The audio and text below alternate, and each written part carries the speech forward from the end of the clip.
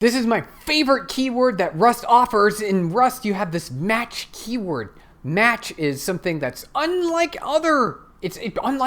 any other language. I've not seen something as versatile and as capable as the match keyword in Rust. I would say you probably could equate it more closely to like the switch operator. The switch operator is available in many languages, which is kind of like a nice way to cover a lot of cases. Instead of doing an if-else statement in a very large if-else statement flow, you can use a switch statement and it's a little more straightforward. However, the match statement is extra. It goes beyond just the normal switch statement. It has a set of requirements, some like mandatory things that you must cover in a match statement, every possibility. The good news is there is a default segment that says you can cover everything else that I didn't capture, which is okay, right? But it's mandatory. You cannot skip that. A really good common pattern is to make sure that you cover every possibility in your match statement. If you cannot do that, you'll always have a default, and the default is signified through sort of an underscore, or you could, it's just basically a variable name, like, and then you would print the other, something like that, right? So you would have always a default catch scenario. You can also use a match statement in variable binding, which is really powerful because you can sort of check over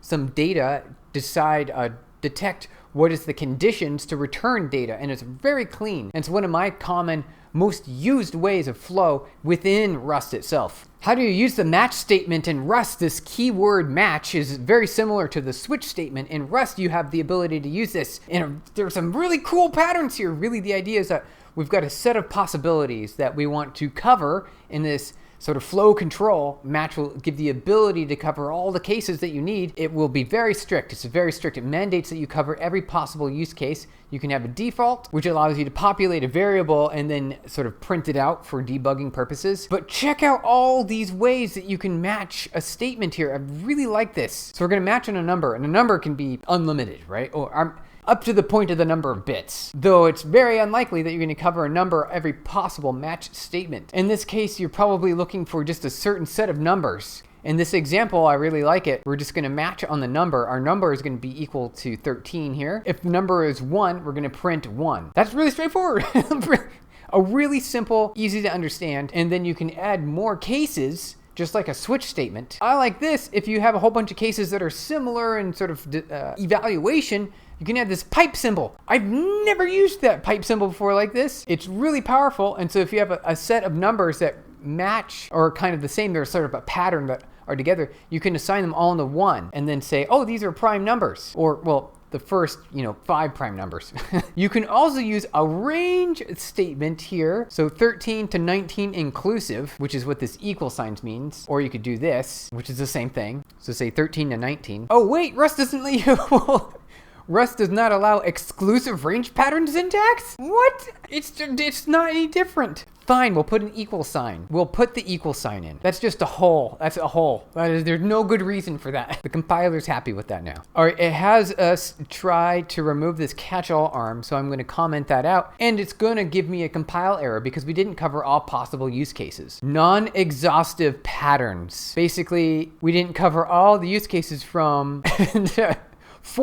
from like, what is it here? We cover most of them up to 19. So basically 19 to 4 billion. We don't cover those use cases. And it says, hey, you got to cover every possible use case. And you can do that by having a catch-all, which is totally fine. So we just cover the catch-all and now it's happy. So if we're going to squeeze in that domain of possibilities, here's another example, which also has some variable bindings, which I really like this. You can define a Boolean here and then match on that Boolean. And the Boolean is only going to have 2 possible options, right? Just 2 possibilities, either true or false. And then you can return a 0 or a 1. Since our Boolean value is true, it's going to evaluate the true and 1. Interesting. So the Boolean and binary. So we have a Boolean variable, a binary variable, and we're going to print out both of the variables. And so we're able to sort of discern another representation of the data using this match statement. Notice that we have a semicolon here because we're doing variable binding. The binary is going to be the value 1, which is true. So it's going to bind on this true here. Following the example example, it does say here to comment this out, and it's going to give us the same thing. It's going to say non-exhaustive. It's going to give us that non-exhaustive error again. Non-exhaustive pattern. True is not covered. This is one of the great things about Rust is it requires you to fully cover as much as possible, and it will catch those cases. You can also do a to-do here, but that's not good. We don't want to do that. Let's see what happens when we do that. I think it will allow the compiler to pass through,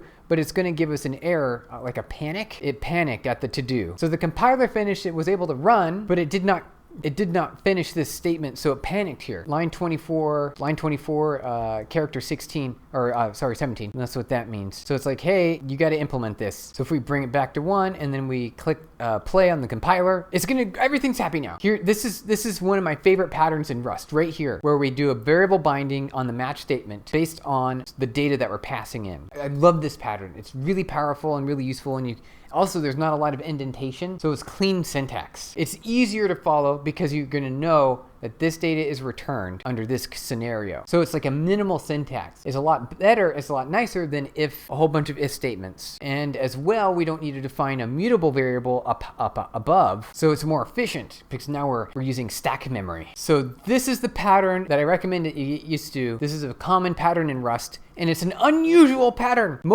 Most programming languages, they don't let you do things like this. This is kind of Rust exclusive. I'm sure there's other languages that have similar patterns, but this is kind of like a common pattern for Rust. And I love it. It's my favorite. I use this one more than any other pattern. And it's due to like code brevity, the simplicity of it. It's easy to read, and it also helps you capture all possible use cases. So there's an extra level of protection that you don't get with an if statement, right? You don't get that. You just don't. With the match statement, you do. So it brings in more power, more control, more safety, more performance. It's like a win all around.